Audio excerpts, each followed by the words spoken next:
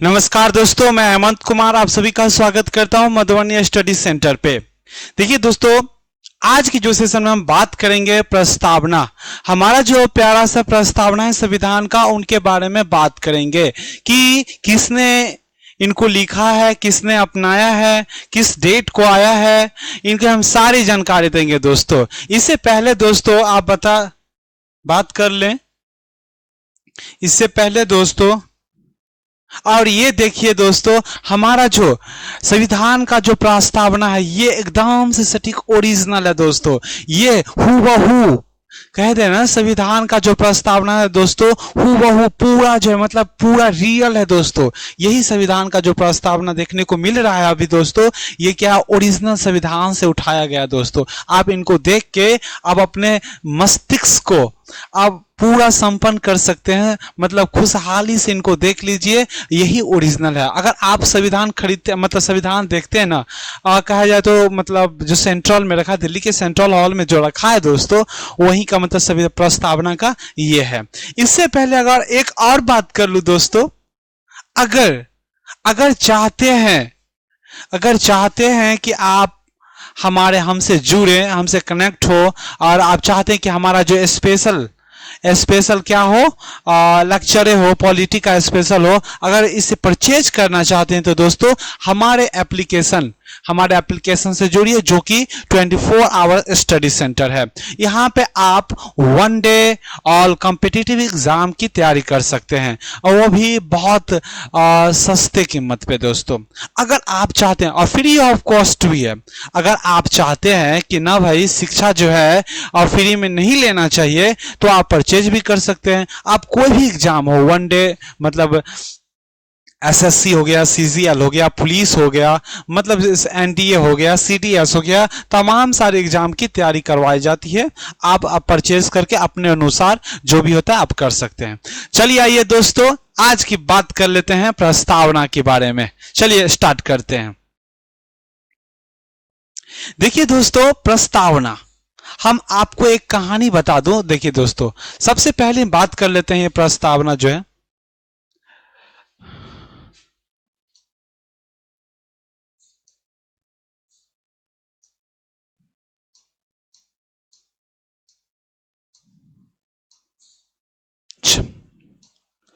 चलिए दोस्तों, सबसे पहले हम बात कर लेते हैं। आप स्कूल और कॉलेज में आप बचपन की दौड़ देखे होंगे, तो हम लोग करते थे, हम भारत के लोग ऐसे करते थे दोस्तों। और ये जो होता है ना, स्कूल की जो लाइफ होती थी बहुत ही मस्त होती थी। टीचरों लोगों ने एकदम इतना से रटा के दिमाग में सबको सेट कर दिया था दोस्तों। उस वक्त की अगर बात किया जाए तो बहुत मजा आ रही थी। समझ में तो ना आ रही थी दूसरी बात है, लेकिन याद तो हो गई थी दोस्तों। समझ में आ गई तो आराम से हम प्रस्तावना की बात कर लेते हैं और हम पढ़ के दिखा देते हैं, और हमारे साथ जो है ना आप भी पढ़ने का प्रयास करें दोस्तों। आप बोलते रहिए एकदम से हाथ आगे करके, जैसे स्कूल में आप करते हैं। ठीक है दोस्तों, चलिए बात कर लेते हैं। तो क्या क्या है देखिए, हम पहले भारत का संविधान का उद्देश्य का, ठीक है। देखिए, हम भारत के लोग भारत को संपूर्ण प्रभुत्व संपन्न समाजवाद पंथ निरपेक्ष लोकतंत्रात्मक गणराज्य बनाने के लिए और उसके समस्त नागरिकों को सामाजिक आर्थिक और राजनीतिक न्याय और विचार अभिव्यक्ति विश्वास धर्म और उपासना की स्वतंत्रता प्रतिष्ठा और अवसर की समता प्रयास प्राप्त करवाने के लिए तथा उन सब में व्यक्ति की गरिमा और राष्ट्र की एकता और अखंडता सुनिश्चित करने वाली बंधुत्व बढ़ाने के लिए दृढ़ संकल्प होकर अपनी इस संविधान सभा में आज तारीख 26 नवंबर 1949 ईस्वी को मिति मार्गशीर्ष शुक्ल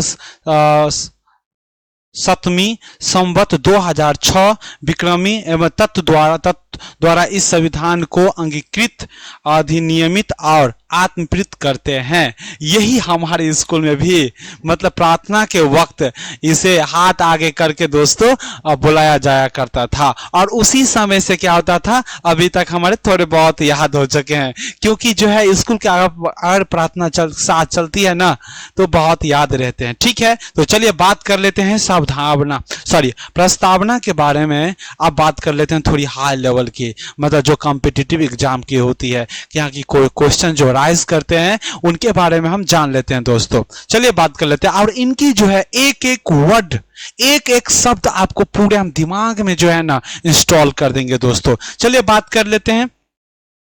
तो सबसे पहले हम प्रस्तावना का इतिहास पढ़ लेते हैं, ठीक है। देखिए सबसे पहली बात किया जाए ना, तो प्रस्तावना का जो श्रेय अमेरिका का जाता है, ठीक है। अमेरिका ने सबसे पहले जो है, एक सेकेंड। तो सबसे पहले जो है, अगर बात किया जाए इसकी कहानी की, तो सर, हाँ, इंग्लैंड में इनकी विचार, सर जॉन ऐसे ही थे, उन्होंने विचार किया, लेकिन अमेरिका ने इनको सुन के और अमेरिका ने जस्ट ही प्रस्तावना को अपने संविधान में लागू कर दिया, मतलब सम्मिलित कर दिया, और वहीं से श्रेय जो है इनको कहां से जाता है, अमेरिका को चला जाता है दोस्तों। तो हम कह सकते हैं दोस्तों, सर्वप्रथम जो है अमेरिका संविधान में, फिर से अगर बात करें, देखिए सबसे पहले जो है अमेरिका ने प्रस्तावना को सम्मिलित किया था, प्रस्तावना को संविधान में सम्मिलित किया था। देखिए दोस्तों, सर्वप्रथम अमेरिका ने संविधान में प्रस्तावना को सम्मिलित किया था। सम्मिलित मतलब अपने संविधान में क्या होता था, सम्मिलित मतलब उनको रजिस्ट करवाया, नहीं समझ में आया? सम्मिलित का मतलब हुआ दोस्तों उनमें जोर दिया। अब समझ में आई ना? चलिए बात कर लेते हैं दोस्तों। देखिए तदुपरांत उस अन्य देशों ने इसे अपनाया और भारत भी शामिल था। देखिए पहली बात तो अमेरिका ने इनको अपनाया, ठीक है, उनके बाद अन्य देश जिनको भी चाहिए था कि भाई प्रस्तावना जो है हम अपने संविधान में जो है क्या करेंगे, शामिल करेंगे, ठीक है, उनके बाद अपनाए, लेकिन उसके साथ ही हमारा प्यारा भारत भी ने क्या किए, संविधान में प्रस्तावना को शामिल किए दोस्तों। ये बातें रही भारत की। आपने देख लिया विश्व स्तर पर किस तरह था और भारत में भी किस स्तर था, ठीक है। बात कर लेते हैं। तो ये प्रस्तावना संविधान के परिचय अथवा अब क्या होता है, ठीक है, हमने देख लिया प्रस्तावना ऐसे ऐसे हुआ, लेकिन प्रस्तावना होता है क्या भाई, दिमाग में बहुत चलती है ना। तो प्रस्तावना क्या होती है, बहुत सिंपल सी बातें हैं। आप स्कूल या इंस्टीट्यूट में कहीं पर भी पढ़ते हो, ठीक है, तो आपको एक परिचय पत्र दिया जाता है, ठीक है। अगर कोई व्यक्ति उस परिचय पत्र को देखकर पता लगा लेता है कि आपका नाम क्या है, आप कौन से क्लास में हो, आप किस स्कूल से हो, आप कहां से हो, सारी जानकारी मिल जाती है। उसी तरह प्रस्तावना जो है संविधान का परिचय पत्र है। अगर प्रस्तावना को देख लिया जाए तो आप कह सकते हैं कि भारत के संविधान में या संविधान में किन किन बातों की व्याख्या है और किन किन बातों पर ध्यान दिया गया है, आप देख लेंगे, आप समझ में आ जाएगा प्रस्तावना को ही देखकर दोस्तों। अगर बात किया जाए भूमिका है, और देखिए, और इसमें संविधान का सार भी होता है। संविधान का सार का मतलब, आप जिस तरह से, एक बात करें बताइए दोस्तों, आप जिस तरह से एक बुक है, ठीक है, एक बुक है, ठीक है, एक बुक है और इसमें बहुत सारे बुक हैं, क्या है, बहुत बहुत मोटा बुक है, ठीक है, वो है। तो सबसे पहले क्या होता है, आप बुक को या कोई भी पढ़ते हो तो नोट बनाते हो, ठीक है, और उस नोट को रिवाइज करते हो ताकि क्या हो, हमारा पूरा बुक जो है रिवाइज हो जाए ना। उसी तरह से क्या होता है दोस्तों, प्रस्तावना जो होती है पूरी संविधान का जो है ना, क्या है, सार है, एक नोट है दोस्तों, जिससे कि एक नोट है, क्या है, एक नोट है संविधान का, क्या है, प्रस्तावना जो है, प्रस्तावना संविधान का क्या है, एक नोट है, क्या है दोस्तों, नोट है, क्या है, नोट है, संविधान का सार है, जिससे पता चल जाती है कि हमारे संविधान में जो है किन किन बातों की व्याख्या की गई है, किन किन बातों पर ध्यान की गई है, इस देश की जनता पर क्या सुविधा दी गई है, सारी जानकारी आपको पता चल जाती है दोस्तों। इसे ही, ठीक है, बात कर लेते हैं अब। हाँ, तो यही है, इसमें संविधान की सार भी होता है, तो संविधान की सार तो होता ही है ना, क्योंकि इनसे ही पता चल जाते हैं। चलिए आगे बात कर लेते हैं, एक और बात कर ले दोस्तों। देखिए संविधान जो है, संविधान, एक और बात कर लेते हैं।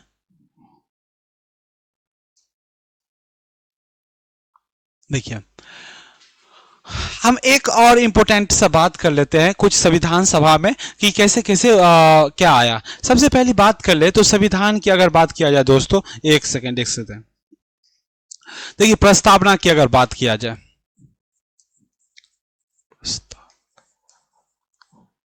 प्रस्तावना की अगर बात किया जाए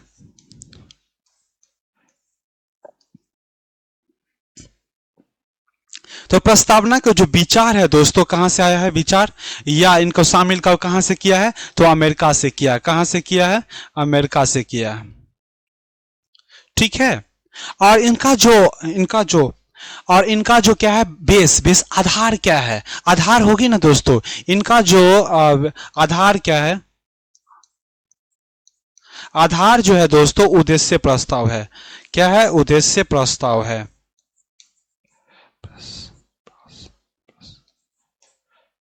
उद्देश्य प्रस्ताव है। और इनकी जो भाषा है दोस्तों, संविधान की भाषा, वो कहां से लिया गया है, ऑस्ट्रेलिया से।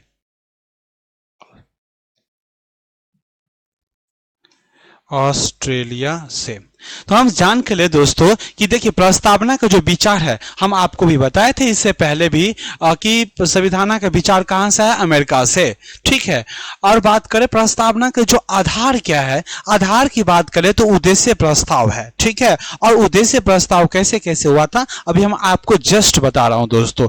देखिए भाषा की बात किया जाए दोस्तों, तो भाषा कहां से लिया गया, ऑस्ट्रेलिया से। इतनी बात आपको ध्यान में रखना है। देखिए इतनी बात आप अगर जो बताता हो अगर आप दिमाग में रखते हैं या मस्तिष्क के अंदर में, कहते हैं ना मस्तिष्क के न्यूरॉन में रखते हैं ना, तो आपको कोई भी एग्जाम का जो क्वेश्चन है ना आराम से हो जाएगा। इसलिए आप मस्तिष्क के न्यूरॉन में रखिए। कहां पे, न्यूरॉन में। चलिए बात कर लेते, ये थी।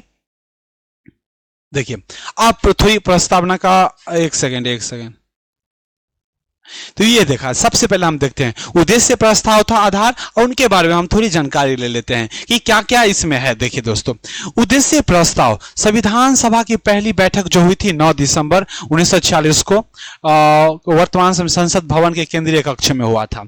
सबसे पहले बात किया जाए, हमारी संविधान सभा की जो बैठक हुई थी 9 दिसंबर को हुई थी। 9 दिसंबर कितने को, 1946 को हुई थी। ठीक है। और कहां पे हुई थी, संसद भवन के केंद्रीय कक्ष में। और ये संसद भवन कहां पे है, आप कमेंट करके बताइएगा। संसद भवन, और उतने बुद्धू भी नहीं हो कि आप नहीं बता पाओगे, वैसे भी तो दिल्ली में है ना। चलिए बात कर लेते हैं, ये हमारा जो पहली संविधान सभा जो बैठक हुई थी 9 दिसंबर। देखिए दोस्तों, और बात कर ले तो देखिए सभा के सबसे वरिष्ठ सदस्य जो थे, वरिष्ठ वरिष्ठ जानते हो ना, सबसे बड़े सदस्य, सबसे जानकार सदस्य, वरिष्ठ सदस्य सच्चिदानंद सिन्हा सभा का अस्थायी अध्यक्ष थे। ठीक है। कौन से अध्यक्ष, सच्चिदानंद सिन्हा संविधान सभा के अस्थायी अध्यक्ष थे। इनको तो भाई दिमाग में ना सेट ही कर लो, क्योंकि ये जो क्वेश्चन आती है ना, बार बार क्वेश्चन में पूछे जाते हैं। आप किसी भी किताब को उठाकर देख लेना, किताब की तो छोड़ो, कोई भी एग्जाम को उठाकर देख लेना, इनसे अगर क्वेश्चन ना आए तो बात ही अलग कुछ होती है। तो इनकी जो है पहले याद कर लो, सच्चिदानंद सिन्हा जो है संविधान सभा के कौन से अध्यक्ष थे, कौन से अध्यक्ष थे, तो अस्थाई अध्यक्ष थे दोस्तों। कौन से अध्यक्ष थे, अस्थाई अध्यक्ष थे। अब देख लीजिए, देखिए 2 दिन पश्चात 9 को, देखिए कितना सिंपल है, 9 में 2 दिन के बाद क्या होगा, 11। तो 11 दिसंबर 1946 को डॉक्टर राजेंद्र प्रसाद को सभा का अस्थायी अध्यक्ष बनाया गया। बहुत ही इंपॉर्टेंट क्वेश्चन है दोस्तों। देखिए यहां से बहुत ही इंपॉर्टेंट क्वेश्चन बन जाएगा। क्या हुआ, 2 दिन के बाद। वैसे भी देखिए अगर बात किया जाए संविधान सभा की बैठक जो है तो 9 को हुई, 9 को हुई। ठीक है, एक सेकेंड पेन थोड़ा बदल लेता हूं। 9 को भी हुई थी, 9 को हुई थी। अरे बदल नहीं पाया मैं, एक सेकेंड।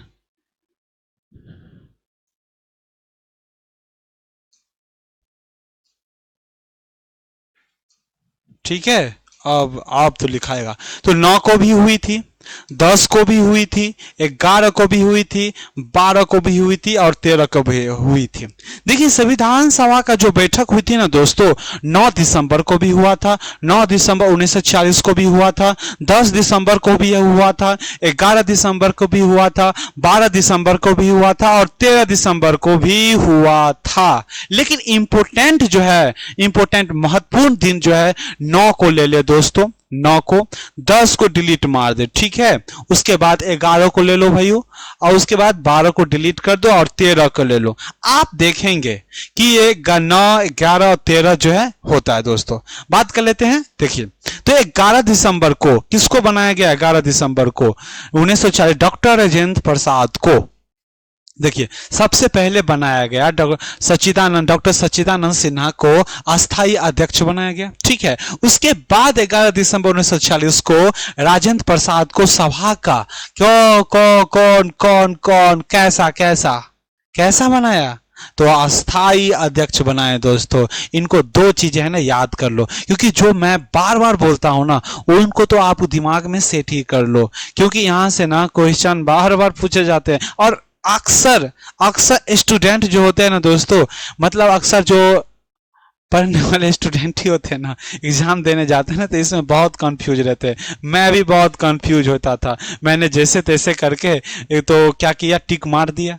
लेकिन आप जो है ना पूरे 100% एक्यूरेसी के साथ आप समझ लेना कि इसमें क्या अंतर है, ठीक है। तो सच्चिदानंद सिंह को अस्थाई, ठीक है, और राजेंद्र प्रसाद को अस्थाई बनाया गया सदस्य, ठीक है, अध्यक्ष। अब क्या होता है, 13 दिसंबर को आते हैं दोस्तों, फिर 2 दिन पश्चात 13 दिसंबर को क्या आते हैं, 2 दिन बाद 13 दिसंबर 1946 को पंडित जवाहरलाल नेहरू, जिसको प्यार से हम क्या कहते हैं, चाचा, क्या कहते हैं, चाचा। उनके जो क्या कहें, उनकी गजब ही प्रेम कहानी होती थी, पता है आप लोगों को? नहीं है तो बाद में चर्चा करेंगे। उनकी जो गुलाब जो रखते थे मस्त लगते थे एकदम से कोट। और उनकी जो है एक क्या कहते हैं, सिगरेट पीने वाली बात है, वो तो क्या कहते हैं, ना हुआ ना तो विदेश से मंगवाया था तब पिया था, इतनी इनकी एटीट्यूड थी। जानकारी लेते रहो इस सब के बारे में। चलिए बात कर लेते हैं। तो पंडित जवाहरलाल नेहरू ने उद्देश्य प्रस्ताव क्या किया, प्रस्तुत किए। 22 जनवरी 1946 को संविधान सभा का, ये वाई क्यों लिखा गया भाई, आप प्रिंट कर देते हैं गलती वलती, ये तो होता ही रहता है थोड़े बहुत। तो 22 जनवरी 1946 को संविधान सभा द्वारा स्वीकृत किया गया। किसको किया गया? उद्देश्य प्रस्तावना को, ठीक है, कि किसको किया गया, उद्देश्य प्रस्तावना को। 22 जनवरी 1946 को संविधान को प्रस्तावना को लागू किया गया, ठीक है। उसके बाद देखते हैं के.एम. मुंशी के शब्दों में यह प्रस्तावना भारतीय गणराज्य की कुंजी है। और के.एम. और हम बात कर लेते हैं क्या क्या होगा, देखिए इसके बाद कर लेते हैं। और उद्देश्य प्रस्ताव को स्वीकृत के बाद संविधान सभा द्वारा संविधान निर्माण की समस्या है तो अनेक समितियां का गठन किया गया। उसके बाद देखते हैं अनेक समितियां का गठन किया गया। चलिए बात कर लेते हैं और थोड़ी आगे बढ़ते जाएंगे दोस्तों, कोई दिक्कत ना है। प्रस्तावना की अगर मुख्य बात कर ले दोस्तों, तो क्या भारत का एक स्वतंत्र तथा संप्रभुता गणराज्य के रूप में स्थापित किया जाएगा। भारत का जो स्वतंत्र है दोस्तों, किस तरह से स्थापित किया जाए, स्वतंत्र मतलब बोलते हैं ना, एक क्या होता है, एक पक्षी पिंजरे में जब बंद रहता है तो क्या होता है, वो स्वतंत्र नहीं होता है। लेकिन जब उनको पिंजरे से बाहर कर दिया जाता है तो वह स्वतंत्र होता है, मतलब वह हर एक चीज करने के लिए क्या होते हैं, संपन्न होते हैं। तो क्या होता है, हर एक चीज करने के लिए क्या होता है, संपन्न होते हैं। और ये भी वही स्वतंत्र और संप्रभु में अंतर है कि मैं भी कुछ भी करूं, उनका जो हकदार होगा वो मैं ही रहूंगा। क्या रहूंगा, मैं ही रहूंगा। संप्रभु का मतलब अभी जस्ट बताऊंगा दोस्तों, टेंशन है। गणराज्य के रूप में स्थापित किया जाए, किसको, स्वतंत्र को। प्रस्तावना की मुख्य बात है। उसकी बात की गई, भारत की संप्रभुता का स्रोत भारत की जनता होगी। देखिए इसका जो प्रस्तावना का जो स्रोत है, ठीक है, प्रस्तावना का स्रोत है जनता ही होगी ना, क्योंकि जनता द्वारा ही प्रस्तावना को लिखा गया है, मतलब जनता ही द्वारा लिखा गया है। और जनता ही ने, जनता ही ने इनको क्या किया अंगीकृत किया गया, मतलब स्वीकार किया गया है। और इनकी जो जितने भी शक्ति होगी दोस्तों प्रस्तावना की, वो किस में निहित होगी, तो जनता में निहित होगी। किस में होगी, जनता में निहित होगी, जनता में निहित होगी। दोस्तों बात कर लेते हैं, इस गणराज्य में भारत के समस्त नागरिकों को राजनीतिक, आर्थिक तथा सामाजिक समानता प्राप्त होगी। बोला है कि जो भी जनता है उनको क्या मिला जाएगा, सामाजिक, आर्थिक और क्या, सामाजिक आर्थिक समानता मिलेगी। नागरिकों को राजनीतिक, आर्थिक, सामाजिक समानता मिलेगी। हम आपको जस्ट बता रहे हैं, इनके बाद जो आएगी ना, हम वर्ड तोड़ेंगे और आपको एक भी वर्ड समझ में ना आए तब बोलना दोस्तों, आपको हम इंस्टॉल कर देंगे दिमाग में। चलिए बात कर लेते हैं अगले। भारत के समस्त नागरिकों को विचार व अभिव्यक्ति की स्वतंत्रता रहेगी। उसके बाद अल्पसंख्यक, अनुसूचित जातियों तथा पिछड़े वर्गों के हित में कुछ विशेष कार्य करे जाएंगे, ताकि जो है नीचे वर्ग के, मतलब निम्न जाति हैं, अनुसूचित जाति हैं, उनको क्या हो, बढ़ने में, मतलब आगे बढ़ने में क्या प्रोत्साहन किया जाएगा, ताकि क्या हो, वो अपने लाइफ को जो बेहतर तरीके से जी पाए, क्योंकि इन लोगों को बहुत, मतलब प्राचीन काल से ही बहुत दबाया जा रहा है। ठीक है, चलिए बात करें। सुरक्षा के लिए उपयुक्त रक्षोपाय किया जाएगा, इनके लिए अगर ऐसा होता है तो रक्षा किया जाएगा, और देश की एकता को स्थापित प्रदान किया जाएगा। समझ में आ गई, ये सब बातें थी प्रस्तावना की मुख्य बातें। ठीक है, अगर समझ में आ गई हो तो चलते हैं आगे की बातें कर लेते हैं दोस्तों। अब बात कर लेते हैं कि संविधान को किसने क्या कहे हैं। ठीक है, बात कर लेते। देखिए पहले ये बात करते क्या हुआ, संविधान संशोधन क्या होता है। देखिए पहली बात की संशोधन क्या होता है, जब हम कोई चीज को, क्या होता है संशोधन, देखिए संशोधन क्या होता है, या कोई चीज को जोड़ना रहता है या नए तरीके से लागू करना रहता है तो हम संशोधन करते हैं। संविधान में क्या करते हैं, संशोधन करते हैं। कोई भी चीजें ऐसी बातें हैं जो क्या करना पड़ता है, उनको चेंज करना पड़ता है या उनको लागू करना पड़ता है, तो हम संशोधन करते हैं और उनको हम लागू कर देते हैं। उसी तरह क्या हुआ, 42वां संविधान संशोधन हुआ। कब हुआ, 42वां संविधान संशोधन हुआ। अधिनियम कब, 1976 में हो गया। एक इंपॉर्टेंट क्वेश्चन और बन गई दोस्तों, 42वां संविधान संशोधन कब हुई, 42वां संविधान संशोधन कब हुई दोस्तों, कब हुई, 1976 में। 42वां संविधान संशोधन कब हुई, 1976 में। तो इसमें क्या हुआ दोस्तों, इसमें संशोधित किया, जिसमें समाजवादी, धर्मनिरपेक्ष और अखंडता शब्द, 3 शब्द जोड़े गए। 42वां संविधान संशोधन 1976 में हुआ और 3 शब्द जोड़े गए जो कि समाजवादी हैं, धर्मनिरपेक्ष, यहाँ पे धर्मनिरपेक्ष नहीं पंथ निरपेक्ष होगा, पंथ निरपेक्ष क्या होगा, और धर्म निरपेक्ष, पंथ निरपेक्ष क्या होता है, हम आपको मतलब डिटेल्स में बात करेंगे। उनके बाद धर्म क्या होती है ना, वो समझ जाओगे आप। ठीक है, बात कर लेते हैं, चलिए बात कर लेते हैं। और धर्म, पंथ निरपेक्ष 3 शब्द जोड़े गए। उसके बाद देखते हैं कि प्रस्तावना को कौन कौन से महान व्यक्तियों ने इनको क्या कहे गए हैं। देखिए सबसे पहले प्रस्तावना को संविधान का परिचय पत्र कौन कहे हैं, एन ए पालकीवाला। कौन कहे हैं, एन.ए. पालकीवाला। और एनए का मतलब क्या होता है, इनका पूरा नाम क्या होता है, आप कमेंट में बताइएगा दोस्तों। क्या है, कमेंट में लिखिएगा या बताइएगा। तो इस सभी प्रस्तावना को संविधान का परिचय पत्र किनको कहा गया है, एन.ए. पालकीवाला। देखिए प्रस्तावना राजनीति का जन्म कुंडली है, जन्म या जन्मपत्री भी कहते हैं, जन्मपत्री भी कहते हैं। क्या कहते हैं, जन्मपत्री भी कहते हैं। देखिए राजनीतिक जन्मपत्री मतलब प्रस्तावना में जो है राजनीति की बातें करते हैं, इसलिए इनको बोला गया है क्या है, प्रस्तावना जो है संविधान की जन्म कुंडली या जन्मपत्री है। क्या है, जन्मपत्री। और इसने किसने कहे हैं, तो के.एम. मुंशी ने कहे हैं। कौन कहे हैं, के.एम. मुंशी ने कहे हैं। उसके बाद बात किया जाए तो प्रस्तावना संविधान का आत्मा है। बहुत अच्छा है, क्या बोल रहा है, प्रस्तावना जो है संविधान का क्या है, आत्मा है। अब आत्मा क्या होता है आप बेहतर तरीके से जानते हैं। ठीक है, तो आत्मा है।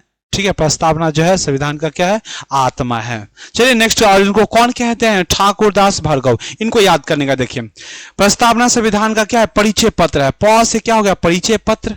प से परिचय पत्र, तो प से क्या हुआ, पालकी वाला। मतलब बहुत आपको जो है ना याद ही हो जाएगा, दिमाग में जो है ना सेट ही कर देंगे। क्या है, प से परिचय पत्र और प से पालकी वाला, ठीक है। उसके बाद देखें कुंडली, क से क्या है, एक सेकेंड, क से है क्या, कुंडली, और क से क्या, मुंशी, क से क्या, मुंशी। याद करने की जो है ना जरूरत आराम से हो जाएगी, समझ में आ गई। क से कुंडली तो क से क्या, मुंशी। और इनको तो आप ऐसे ही याद कर लो, ठाकुरदास भार्गव, ठीक है। याद करने का है जो ना बात हम पे छोड़ दो दोस्तों, आपको एक एक शब्द याद करवा दूंगा। चलिए बात कर लेते हैं इससे आगे। याद हुआ या नहीं, हाँ याद हो तो गया ही होगा। चलिए बात कर लेते हैं। अब देख लेते हैं कि संविधान की बात कर लेते। देखिए संविधान के अधिकार का स्रोत, संविधान का अधिकार का जो स्रोत है इनमें क्या कहता है। प्रस्तावना कहती है कि संविधान भारत के लोगों की शक्ति में अधिकृत है। इससे पहले भी बताया था कि प्रस्तावना जो है भारत की किस में निहित है, जनता में निहित है, मतलब भारत के लोगों में ही निहित है। प्रस्तावना जो है दोस्तों किस में निहित है, भारत के लोगों में, भारत के लोगों में निहित है। किस में है, भारत के लोगों में है, भारत के लोगों में है, लोगों में क्या है, निहित है, भारत के लोगों में निहित है, भारत के लोगों में क्या है, अधिकृत है। क्या है, अधिकृत है, भारत के लोगों में क्या है, अधिकृत करता है। दूसरी बात है इनकी प्रकृति क्या है। हम जानते हैं ना कि प्रस्तावना की प्रकृति क्या होगी या इनकी प्रकृति क्या है, ठीक है, उनके बारे में बात कर लेते। देखिए यह घोषणा करती है कि भारत एक संप्रभु है, समाजवादी है, धर्मनिरपेक्ष नहीं, क्या पंथ निरपेक्ष, क्या पंथ निरपेक्ष। एक सेकेंड, क्या है, पंथ निरपेक्ष है। क्या है, पंथ निरपेक्ष, क्या है, पंथ निरपेक्ष, पंथ निरपेक्ष। क्या है, पंथ निरपेक्ष होगा, ठीक है। उसके बाद करें तो हमारा संविधान का प्रकृति कैसा है कि समाजवादी है, संप्रभु है, पंथ निरपेक्ष है, लोकतांत्रिक में है और राजनीतिक है। ये सारी बातें हैं, इनकी प्रकृति है। यह संविधान का उद्देश्य क्या है, न्याय दिलाना। क्या है, कोई भी मतलब जैसे भी न्याय की बात करें तो न्याय देना, स्वतंत्रता का, समानता और बंधुत्व का संविधान का उद्देश्य है, ठीक है।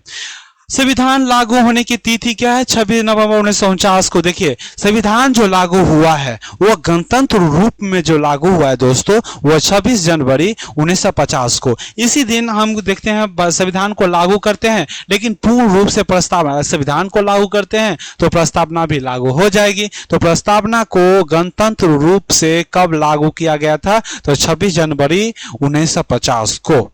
ये बातें आपको याद रखनी है। चलिए इससे आगे आप बात कर लेते हैं। देखिए दोस्तों अब हम बढ़ेंगे, यहां से आप ना दिमाग कंसंट्रेट होके बैठ जाइए और आराम से सुनिए। देखिए क्या क्या लिखा है।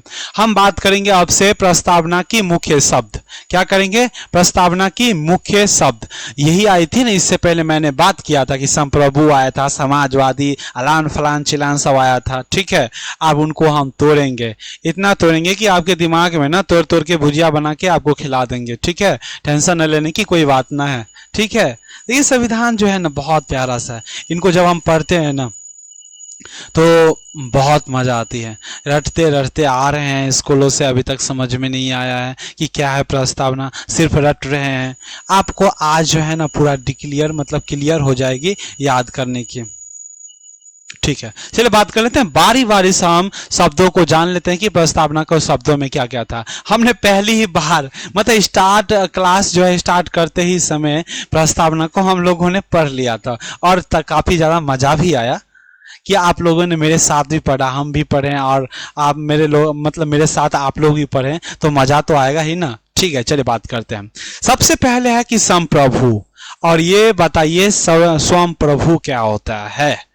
आपको एग्जाम्पल देने की बात करें। देखिए दोस्तों आप कभी ना कभी आप तोता को या किसी चीज को या चिड़िया को पिंजरे में बंद रखते हैं, ठीक है। तो वो क्या होता है, संप्रभु नहीं होता है, कठपुतली होता है, आपके इशारा पे नाचेगा। उसी तरह से देखिए शेर को ये जो है शेर को नचवा रहा है, ये बोल रहा है कि इसमें फांगो तो फांग जाता है, चारों तरफ से लगा देता है आग, बोलता है कि फांगो तो फांग जाता है। वो बोलता है कि आ जाओ आ जाओ आ जाओ आ जाओ, लो लो ये लो, वो लो ये लो, मतलब इनके इशारे से नाचता है। ठीक है, अब ये देखो, आप बोलेगा कि ये वाला है, इसमें फांगो तो ये फांग जाएगा। उसके बाद देखते हैं कि इतना ऊंचा कर देगा, बोलेगा इनको फांगने के लिए तो फांग जाएगा। मतलब इनके अनुसार कठपुतली बनकर जो है ये चल रही है। अब इनका जो है ना, इनका उल्टा कर दो। कठपुतली बनकर नच रहा था, अब इनका है कि स्वतंत्र। अब शेर को जाने दो जंगल में, अपने मर्जी का मालिक। कहते हैं ना, अपने मर्जी का मालिक ही संप्रभु कहलाता है। ठीक है, अब पर भी नहीं समझ में आया तो फिर समझ लेते हैं दोस्तों। नाम ही है शब्द, शब्द को तोड़ेंगे। देखिए, स्वयं का प्रभु, मतलब हम खुद पे क्या करेंगे, खुद का मन मर्जी चलेगी, उसी को क्या कहते हैं, संप्रभु कहते हैं। जैसे अगर बात किया जाए, देखिए दोस्तों, जैसे ये भारत है,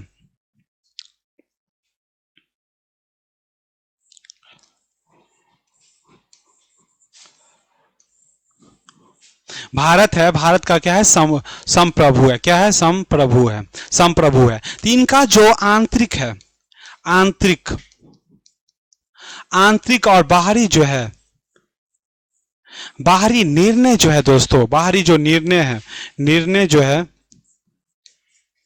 निर्णय ये किसी भी मतलब बाहरी जो राष्ट्र है उसके दावे पे नहीं ले सकता है। अपना जो निर्णय है वह स्वयं ले सकता है। क्या ले सकता है, स्वयं ले सकता है। मतलब किसी भी राष्ट्र के दावा पे ये नहीं कर सकता है काम। इनकी मर्जी हो कि हाँ ये करना है तो करेगा, और ये इनकी मर्जी है नहीं करना है तो नहीं करेगा। यही संप्रभु कहलाती है दोस्तों। क्या कहलाती है, संप्रभु कहलाती है। देखिए, संप्रभु शब्द का आशय है कि भारत ना तो किसी अन्य देश पर निर्भर है, ना ही किसी देश पर निर्भर है, और नहीं रहेगा भी, इतना तो वादा है, और ना ही किसी अन्य देश का डोमिनियन है। और डोमिनियन आपको बता दिया गया था जब भारत का संवैधानिक विकास चल रहा था, उसी समय डोमिनियन का अर्थ सारी चीज अच्छे से समझा दिया गया था। अगर आप लोग नहीं देखें तो उनको जाकर पहले देख ले, उसके बाद बात करते हैं। देखिए क्या है, डोमिनियन स्टेट है, उसके ऊपर में देखिए कोई भी शक्ति नहीं होता है। जो भी संप्रभु देश होते हैं उनके ऊपर कोई भी राष्ट्र का शक्ति नहीं होता है। क्या होता है, कोई भी शक्ति नहीं चलती है,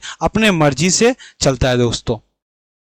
आंतरिक अथवा बाहरी निस्तारण या निर्णय करने के लिए स्वतंत्र होते हैं। चाहे वो उनको किसी देश को मतलब किसी भी अपने तट पे कुछ करना हो, अब आंतरिक मामला में कुछ करना हो या बाहरी मामला में कुछ करना हो, तो इनका जो है, इनको जो इनके मर्जी के अनुसार ही चलेगा।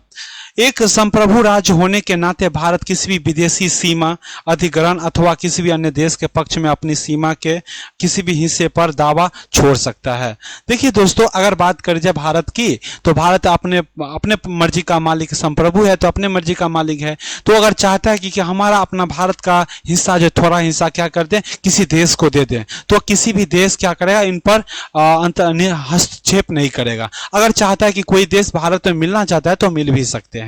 ये क्या है, संप्रभु है, इनके मर्जी से चलेगा। तो संप्रभु समझ में आई दोस्तों। चलिए आगे बात कर लेते हैं, आगे कौन सा शब्द है। आप क्या है, समाजवादी। पहले हम ये जान लेते हैं कि समाजवादी क्या होता है। देखिए, जिससे अर्थव्यवस्था पर सरकार नियंत्रण स्थापित होता है, उनके माध्यम से समानता लाई जाती है। अब क्या करती है समाजवादी, नाम से ही समाजवादी। आपने समाजवादी का मतलब क्या समझते हो, सरकार और समझ में, सरकार देखिए क्या चलाती है, पूंजीवादी जो होती है दोस्तों, वह पूंजी मतलब अपने लाभ के लिए बहुत पैसा कमाते हैं। लेकिन समाजवाद में क्या होता है, सरकार को जनता को भी देखना पड़ता है, तो इसी के जनता को देखते हुए समानता लागू करते हैं, उनको क्या कहते हैं, समाजवादी या समाजवाद कहते हैं। तो समझ में आ गई समाजवाद क्या होता है। चलिए बात कर लेते हैं। देखिए, वर्ष 1946-42वां संविधान संशोधन आपको बताया गया था, हमने बताया गया था 3 शब्द जोड़े गए हैं। तो ये बातें, पहला शब्द जो हो गया समाजवादी। देखिए, 1946 में संविधान संशोधन से पहले भारत के संविधान में नीति निर्देशक सिद्धांत के रूप में समाजवादी लक्षण मौजूद थे। देखिए, 1976 संविधान संशोधन 1976 से पहले ये जो थे समाजवादी किस पे निर्भर थे, नीति निर्देशित तत्वों पर निर्भर थे। मतलब सरकार को मन है करने का तो करेंगे, अगर नहीं मन है तो नहीं करेंगे, इस पे निर्भर थे। लेकिन अब क्या कर दिया, इनको सिद्धांत लागू कर दिया, ठीक है, अब लक्षण महजूद कर दिया।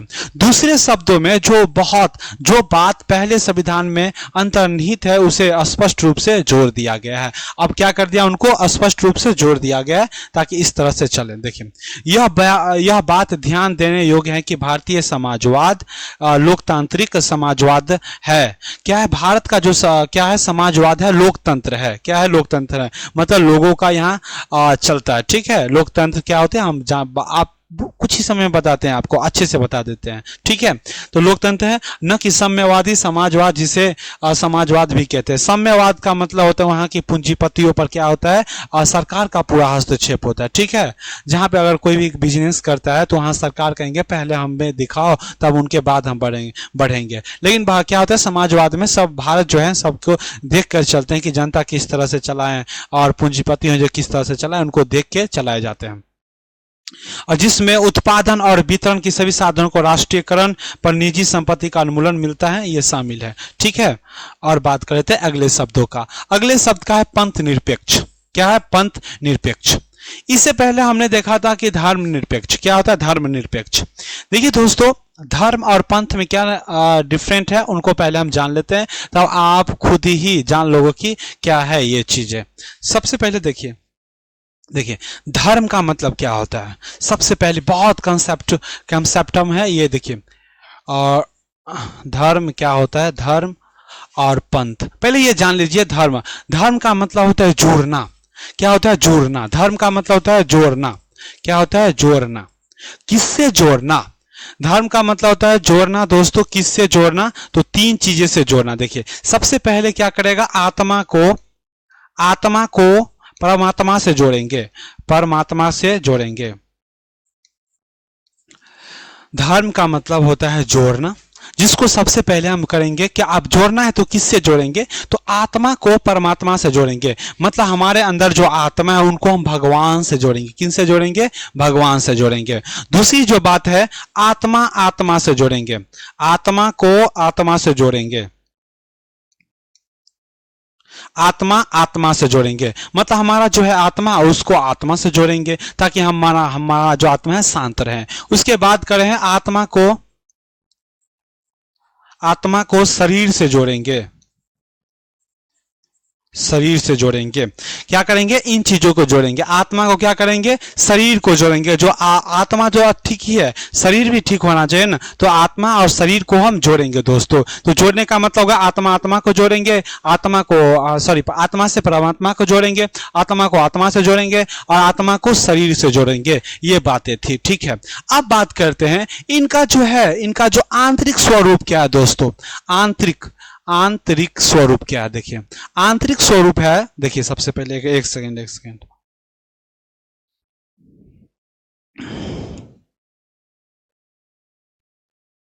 इनका जो है आंतरिक स्वरूप क्या है, आंतरिक स्वरूप की अगर बात किया जाए, देखिए आंतरिक स्वरूप क्या है। इनका जो आंतरिक स्वरूप है दोस्तों, इनका जो आंतरिक स्वरूप है करुणा, दया,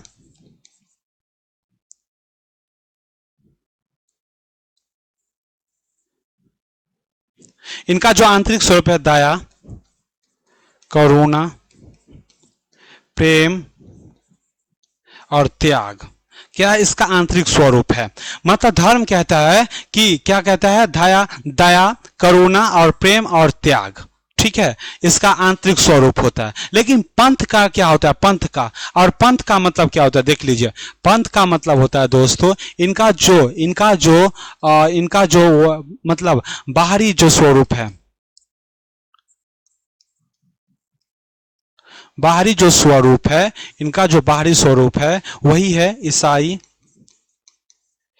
हिंदू मुस्लिम सिख ईसाई, वही है हिंदू मुस्लिम सिख ईसाई, ठीक है। हिंदू मुस्लिम सिख ईसाई, हिंदू मुस्लिम सिख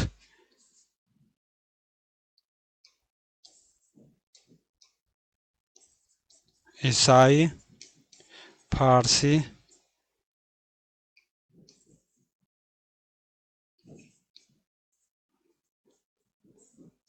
इत्यादि इन सबसे है। तो बाहरी समझ में आ गई, हिंदू मुस्लिम सिख ईसाई। देखिए सबसे पहले बात कर ले कि हिंदू का मतलब धर्म का मतलब क्या होता है। धर्म का आंतरिक है दया, करुणा और प्रेम और त्याग। लेकिन पंथ का मतलब क्या होता है दोस्तों। हिंदू मुस्लिम सिख ईसाई, जैसे हिंदू के लिए मस्जिद हो गया, हिंदू के लिए मंदिर हो गया, मुसलमानों के लिए मस्जिद हो गया, इनके लिए चर्च हो गए, और क्या हो गया, ये सारी बातें हो गई। तो इन सबसे क्या करते हैं हम बात कर लिए, इन समझ में आ गई। ठीक है, अब इनसे क्या कहता है दोस्तों, इनसे अलग रहे। तो हमारा जो संविधान है दोस्तों, हमारा जो संविधान है क्या है, हमारा जो है क्या कहता है, पंथ निरपेक्ष। क्या कहता है, पंथ निरपेक्ष कहता है। क्या कहता है, पंथ निरपेक्ष। मतलब कि मंदिरों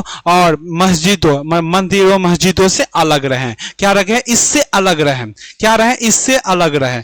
क्या रहे, इससे अलग रहें। क्या से रहें, इससे अलग रहें। मतलब हिंदू है अपनी तरफ से अलग रहें, मुस्लिम है अपनी तरफ से अलग रहें, ईसाई जो है अपनी तरफ से अलग रहें। ये सबका क्या अलग अलग किया गया है। लेकिन धर्म का मतलब होता है, धर्म का मतलब क्या होता है दोस्तों, इससे अलग नहीं है। इसलिए संविधान संशोधन अलग नहीं है। क्या होता है, इससे अलग नहीं होता है, इससे अलग नहीं है, इससे अलग है। समझ में आ गई दोस्तों। तो क्या दया, करुणा, प्रेम, त्याग, ये जो होते हैं सभी धर्म में होती है। ठीक है, अतः बोला गया है कि संविधान में हमारा से प्यारा जो प्रस्तावना है उसमें बोला है कि पंथ निरपेक्ष है, न कि धर्म निरपेक्ष है। धर्म निरपेक्ष मतलब समझ गए दोस्तों, अब पंथ निरपेक्ष मतलब ही आपको बता दिया गया है। तो एक बार और बात कर ले तो देखिए, धर्म का मतलब होता है इनका वह दया, करुणा, प्रेम, त्याग। इससे आप अलग नहीं हो सकते हैं। लेकिन हिंदू मतलब जैसे हिंदुओं के लिए हो गया मंदिर, मस्जिद हो गया, मुसलमानों के लिए इन सबसे क्या है, अलग रह सकते हैं। तो ये बातें थी, तो आप समझ में आ गई धर्म निरपेक्ष क्या होता है और पंथ निरपेक्ष क्या होता है। समझ में आ गई। तो हम बात कर लेते हैं। तो हमारा जो भारत है वो क्या है, पंथ निरपेक्ष है। आप कोई दिक्कत नहीं है ना, पंथ निरपेक्ष में बात कर लेते हैं। यह शब्द जो है 42वां संविधान संशोधन 1976 द्वारा प्रस्तावना में जोड़ा गया था। पंथ निरपेक्ष मतलब पंथ से निरपेक्ष। ठीक है, पंथ निरपेक्ष राज्य से तात्पर्य ऐसे राज्य हैं जो किसी विशेष धर्म को राज्य धर्म के रूप में स्वीकार नहीं करता है, वरन सभी धर्मों के साथ समानता व्यवहार करता है। ठीक है, समानता व्यवहार करता है सभी धर्मों के लिए। लेकिन धर्म में लेकिन पंथ में समझ में आ गई। तो ये क्या है, समानता। और सरकार जो है क्या करेगी, सबके साथ सभी धर्म के साथ समानता व्यवहार करेगी। उसके बाद बात कर ले तो क्या, और उन्हें समान संरक्षण प्रदान करता है। मूल अधिकारों के अंतर्गत भी लोगों के धार्मिक स्वतंत्रता का अधिकार प्रावधान है। मूल अधिकार पढ़ेंगे दोस्तों तो उनमें हम जानने का प्रयास करेंगे कि क्या क्या इसमें है। ठीक है, बात कर लेते हैं। ये थी हमारी पंथ निरपेक्ष। समझ में आ गई ना, कोई दिक्कत ना है भाई। पंथ निरपेक्ष क्या होता है, ये सारी बातें क्या होती है, हम आपको सारा चीज बता दिया हूं दोस्तों। बात कर लेते हैं अब गणराज्य। गणराज्य क्या बात कर लेते हैं दोस्तों, गणराज्य की। देखिए, इस शब्द में शामिल है कि भारत संघ का प्रधान राष्ट्रपति निर्वाचन होगा, वंश के आधार पर नहीं होगा। हमारा जो होगा, देखिए हमारा जो कभी है देश का, भारत देश का प्रधान क्या है दोस्तों, भारत का प्रधान कौन है, प्रधान कौन है, पीआर मतलब प्रेसिडेंट, राष्ट्रपति है। ठीक है, राष्ट्रपति है, राष्ट्रपति। इनका जो होगा निर्वाचन होगा, क्या होगा, निर्वाचन होगा। निर्वाचन होगा किससे होगा, निर्वाचन होगा। निर्वाचन जो होगा अप्रत्यक्ष रूप से होगा। क्या होगा, अप्रत्यक्ष रूप से, लेकिन निर्वाचन होगा। और क्या होगा, वंशानुगत नहीं होगा। वंशानुगत नहीं होगा, नहीं होगा, वंशागत नहीं होगा, वंशानुगत नहीं होगा। देखिए सबसे पहले बात करें भारत का जो हमारे भारत देश का जो प्रधान कौन होते हैं, राष्ट्रपति होते हैं। ठीक है, राष्ट्रपति का जो होगा और निर्वाचन जो होगी, राष्ट्रपति का प्रधान का निर्वाचन होगी, उनको ही हम गणतंत्र बोलेंगे। ठीक है, निर्वाचन जो होती है दोस्तों अप्रत्यक्ष रूप से होती है। कहने का मतलब हम जब हमारे प्रतिनिधित्व मतलब हम जिनको देते हैं एमएलए और एमपी को वोट देते हैं और वो जाके राष्ट्रपति को क्या करते हैं, वोट देते हैं। तो ये सारी बातें थी इसमें। ठीक है, तो बातें थी। तो हमारा क्या होगा, राष्ट्रपति का प्रधान और वंशानुगत नहीं होगा। जैसे कोई क्या होगा, दादा बना, दादा का क्या होगा, बेटा क्या बाप बनेगा, उसके बाद उनका बेटा बनेगा, फिर उसके बाद उनका बेटा बनेगा। ये व्यवस्था नहीं है। ये व्यवस्था आपको ब्रिटेन में मिल जाएगा देखने के लिए। क्या कहाँ मिल जाएगा, ब्रिटेन में मिल जाएगा दोस्तों। देखिए इस प्रकार की व्यवस्था अमेरिका और भारतीय गणराज्य में है। ठीक है, इस प्रकार की जो व्यवस्था है वो कहाँ पे है, ब्रिटेन में है, अमेरिका में है, ये मिल जाएगा। सॉरी, अमेरिका में इस प्रकार का, भारत में है, अमेरिका में सॉरी भारत में है, किस तरह का, राष्ट्रपति का चुनाव होगा और वंशानुगत नहीं होगा। ठीक है, अब बात कर लेते हैं ब्रिटेन में राजा का पद है, वंशानुगत है। आप देखेंगे ब्रिटेन का जब कुछ ऐसी बात पता चल जाती है तो उनकी जो है राष्ट्रपति का जो है मतलब जो राजा जो होते हैं, राष्ट्रपति तो चेंज होते रहते हैं, ठीक है, लेकिन राजा जो होते हैं वंशानुगत हैं। अगर पहले दादा बना तो उनका बेटा बाप बनेगा, फिर उनका बेटा बनेगा, फिर उनका बेटा बनेगा राजा, इसी तरह से चलता रहेगा, वंशानुगत होगा। देखते हैं आने वाले दौर में क्या होता है। आने वाले दौर में चेंज होता है नहीं, हम भी हैं ही और आप भी है ही। ठीक है, जाने का तो प्रयास करेंगे ही। चलिए बात कर लेते हैं। देखिए अतः यह गणराज्य नहीं है, राजतंत्र है। तो इसमें जब मतलब देश का प्रधान का निर्वाचन नहीं होता है तो उसे हम गणराज्य नहीं कहेंगे दोस्तों। तो ये संविधान का प्रेरित है। ठीक है, गणराज्य और फ्रांस है। इसमें बात कर लेते हैं अगले का। गणराज्य समझ में आई ना दोस्तों। देखिए न्याय क्या होता है, बहुत सिंपल सी बात है, न्याय। देखिए संविधान का प्रस्तावना नागरिकों को आर्थिक, राजनीतिक व सामाजिक, एक सेकेंड दोस्तों, एक सेकेंड दोस्तों,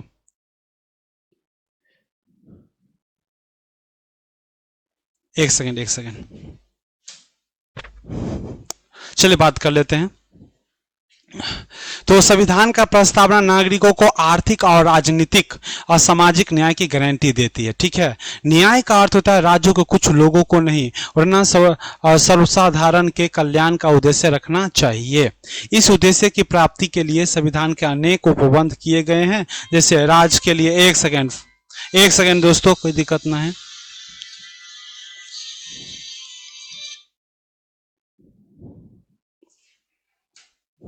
इनको साइलेंट करके बाहर ले जाओ। चलिए बात कर लेते हो, थोड़ा सा फोन आ गई थी, कोई दिक्कत नहीं है। जैसे बात करते हैं न्याय क्या होता है दोस्तों। देखिए हमारे भारत में सभी को न्याय अच्छी तरह से है। न्याय का बात है, सामाजिक है, आर्थिक है, न्याय मिलना चाहिए, है या नहीं। ठीक है, ये सारी की बात की है। तो आर्थिक न्याय क्या होता है। आर्थिक न्याय का मतलब होता है दोस्तों, मतलब जो भी संसाधनों का जो वितरण हो रहा है, ठीक है, उनका सभी का क्या होना चाहिए, भागीदारी होनी चाहिए। और बात कर ले सामाजिक का, तो समाज में जो भी बातें हो रही है उनकी भागीदारी होनी चाहिए। और राजनीतिक मतलब वोट देने का अधिकार हो, हम इलेक्शन में खड़े हो सकते हैं या नहीं, उनका भी अधिकार हो, ये बातें की प्रावधान की गई है। ठीक है, चलिए बात करते, तो ये थी उद्देश्य प्रस्ताव की बात कर लेते हैं, न्याय, ये बातें थी। और बात कर लेते हैं दोस्तों एकता क्या होता है। एकता, देखिए अखंडता, एकता और अखंडता क्या होता है दोस्तों। संविधान की मूल प्रस्तावना में एकता शब्द था, है ना। क्षेत्रीय, प्रांतीय, भाषा, धर्म की विविधता होते हैं हुए एकता और आदर्श संविधान में अपनाया गया है। 42वां संशोधन में अखंडता को जोड़ा गया। क्या किया गया है, अखंडता को जोड़ा गया है।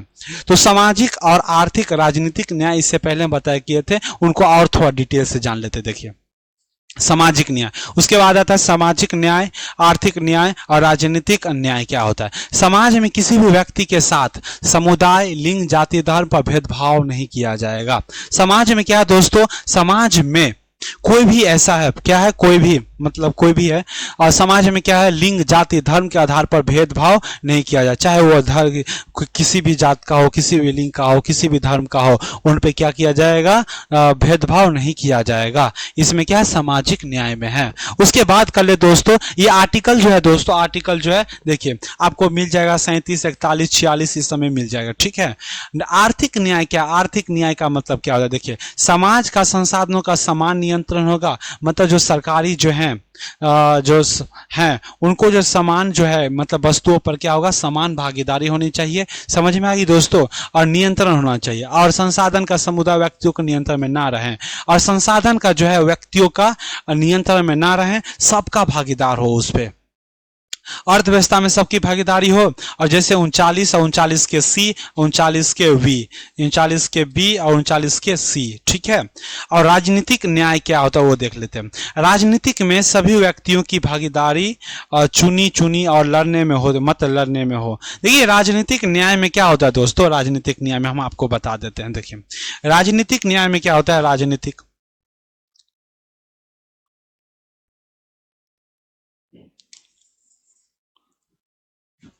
राजनीतिक न्याय में क्या होता है, वोट लेने का अगर आपको अधिकार है, वोट लेने का मतलब चुनने का अधिकार है, चुनने का अधिकार है, चुनने का अधिकार है, चुनने का और वोट देने का वोट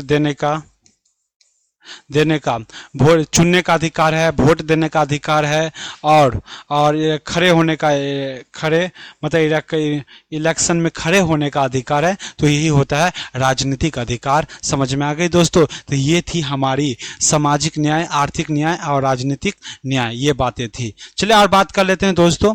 अब बात कर लेते हैं थोड़ी, संविधान के प्रस्ताव में 5 प्रकार की स्वतंत्रता जोड़ी गई है: विचार, अभिव्यक्ति, विश्वास, धर्म और उपासना। सबसे पहले क्या है, विचार। आप कोई भी विचार कर सकते हैं दोस्तों। अगर मैं टीचर हूं, अच्छा नहीं पढ़ाता तो आपको मन में विचार, आप कोई भी विचार, कोई भी नेता काम नहीं कर रहा है तो ये बेकार काम में करे, विचार कर सकते हैं। विचार करने की आपको स्वतंत्रता है। अभिव्यक्ति, अभिव्यक्त करने की भी स्वतंत्रता है आपको, कि कह सकते हैं कि हाँ आप गलत हैं, आप सही हैं, इस तरह की बातें कर सकती हैं। उसके बाद विश्वास करने, आप किसी भी चीज पर विश्वास कर सकते हैं। धर्म की बात करें तो आप किसी भी धर्म को अपना सकते हैं, किसी भी धर्म को आप अपना सकते हैं, चाहे मुस्लिम को हो, हिंदू हो, किसी भी धर्म को अपना सकते हैं। उसके बाद और उपासना, आप किसी भी धर्म को मान के उपासना कर सकते हैं। तो ये बातें थी, क्या थी, ये बातें थी इनमें जो 5 प्रकार की है, 1 2 3 4 5 प्रकार की क्या दी गई है, स्वतंत्रता दी गई है। उसके बाद कर ले समानता। सामान्य ना भाई, ये क्या है, समानता है। क्या है, समानता है। समानता जो है 2 प्रकार की है, प्रतिष्ठा और अवसर। क्या है, प्रतिष्ठा और अवसर। आपको प्रतिष्ठा और अवसर की क्या दी जाएगी, समानता दी जाएगी। समझ में आ गई, समानता दी जाएगी। और बात कर लेते हैं दोस्तों, एकता क्या होता है। संविधान में शब्दों में है ना, एकता, अखंडता और बंधुत्व क्या होता है। देखिए एकता देश के लोगों के मध्य मानववैज्ञानिक लगाव, जुड़ाव, एकता कहलाता है। देखिए दोस्तों, एकता जो है, देखिए जैसे हम भारत में रह रहे हैं, अगर कोई विदेश जाते हैं तो अगर हम बिहार से हैं, अगर कोई देश यूपी से है, अगर जाते हैं दुबई, ठीक है, अगर दुबई जाते हैं, हमारी उनकी मुलाकात होती है, ठीक है, और हमारी उनकी मुलाकात होती है तो क्या होता है, हम कहते हैं कि भाई तुम कहाँ से, यूपी से, हाँ मैं जो हूँ केरल से हूँ। अरे भाई ये तो अपने आप में क्या है, भारतीय, हम अपने लोग देख ही हैं। तो ये एकता बनी रहती है, ठीक है, इसी को कहते हैं एकता। नहीं समझ में आए, देखिए जाते हैं ना तो जैसे लगता है कि हमारा ही आदमी है।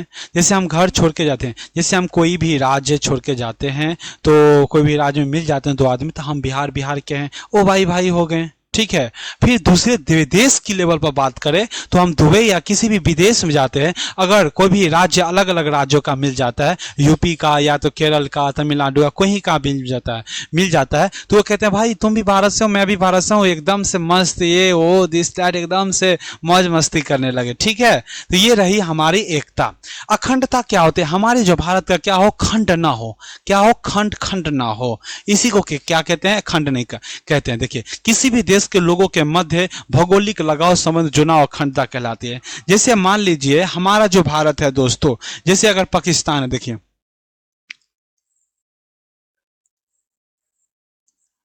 हमारा जो यहाँ पर पाकिस्तान है या पीओक है, ठीक है, और इन पर हमला करके हम इनको कब्जा लेते हैं, ठीक है, इनको कब्जा लेते हैं, तो हम क्या करेंगे, खुशी से फटाका फोड़ेंगे, है कि नहीं, फटाका फोड़ेंगे, मन एकदम से मन शांत हो जाएगा भाई, कितना मन जो शांत नहीं भर जाएगा खुशी से, ठीक है। तो ये हम क्या करेंगे, पूरा भारतवासी हो जाए, क्या करेंगे, फटाका फोड़ेंगे, बहुत खुशियां मनाएंगे। ये है ना भौगोलिक जुड़ाव, ही क्या कहलाता है दोस्तों, अखंडता कहलाता है। क्या कहलाता है, अखंडता कहलाता है। इनका मतलब ये भी हुआ कि खंड ना हो, इनको बचाना है दोस्तों। चलिए बंधुत्व क्या है, बंधुत्व मतलब भाईचारा की भावना हो दोस्तों, क्या हो, भाईचारा की भावना हो। बहुत सिंपल सी बातें, ठीक है।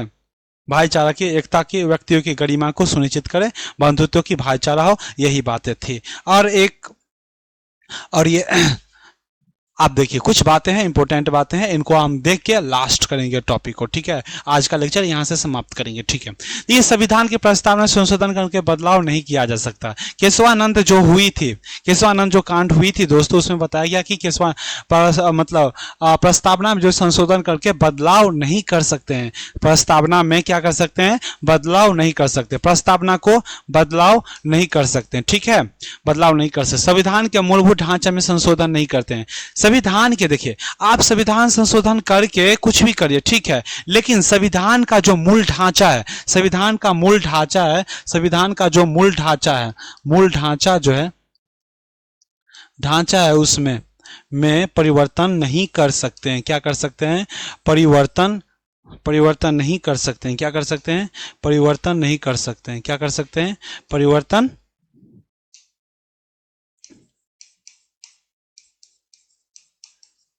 नहीं कर सकते हैं, नहीं कर सकते हैं।